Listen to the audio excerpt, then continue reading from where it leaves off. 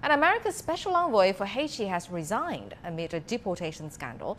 The U.S. has been flying hundreds of people back to Haiti since Sunday, and Haitians are fleeing grinding poverty and a country devastated by mismanagement and corruption. Ambassador Daniel Foote says Washington's decision to deport migrants is inhumane. And he also says a U.S. policy on Haiti is deeply flawed, and his recommendations have been ignored and dismissed. The UN has warned Washington that its actions could violate international law. Meanwhile, living conditions are reported to be worsening in migrant camps on both sides of the US-Mexico border.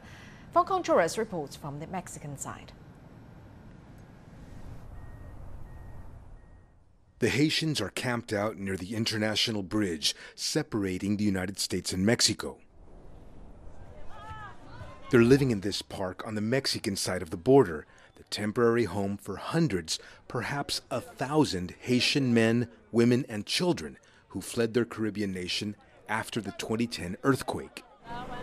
The majority moved to Chile, then walked the entire length of South America, thousands of kilometers through Peru, Ecuador, Colombia, Central America, and Mexico.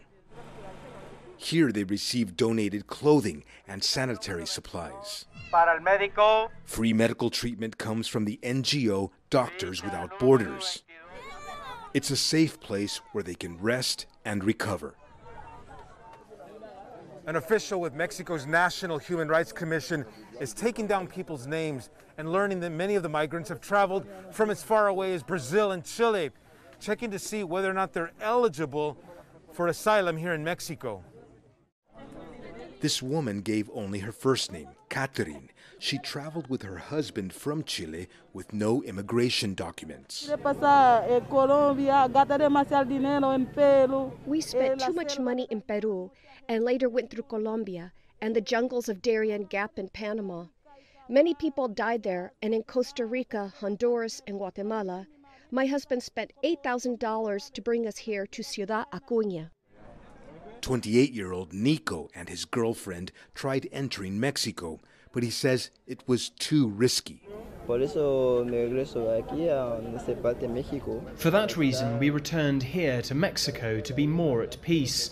Over there on the US side of the border, it was really bad. They did nothing to help us migrants. Here in Mexico, I feel good. Volunteers from a Mexican taxi organization donated 100 kilos of cooked chicken. They are no different than us. We are all human beings, only they faced the disgraceful situation of having to flee their birthplace because they had no other options. As Mexicans, we try to make their journey less difficult. The Haitian migrants risked traveling this long distance, and now they are stuck waiting for their next move. Franc Contreras, CGTN, Ciudad Acuña, Mexico. Well, the migration crisis still continues further south near the Colombia-Panama border. Thousands of Haitian migrants are stranded there, waiting to cross into Panama in an effort to reach the U.S. Michelle Begge reports. Around 19,000 migrants are stuck in the Colombian coastal town of Necoclí, waiting to continue their journey north. The migrants are waiting for boats that cross the Gulf of Urabá into Panama. There are only 250 boat tickets available each day, according to Colombia's Human Rights Ombudsman. The companies that provide this transportation say they are booked until the 13th of October, with 11,500 tickets already sold. To get to the United States, I don't know what I will face. I've only $150 left now. I spent everything, and going further is going to be almost impossible. According to an agreement reached between Colombia and Panama, only a certain number of migrants are allowed to cross, 650 a day. These issues are creating a bottleneck situation. We continue to strictly monitor the situation and accompany the migrant population in guaranteeing their rights. Given that this is a transnational phenomenon, in 4 weeks we will meet the Ombudsman of Ibero-America to seek cooperation mechanisms to improve the situation of migrants in transit. Authorities say their fear is that those who are not finding tickets are going through illegal boating companies who will help them cross faster, creating a dangerous situation at sea.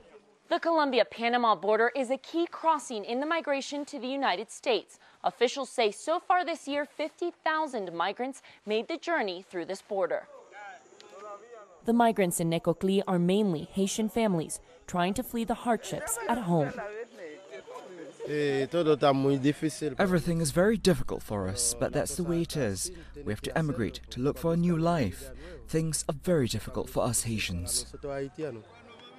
Michelle Vegas, CGTN, Bogotá, Colombia.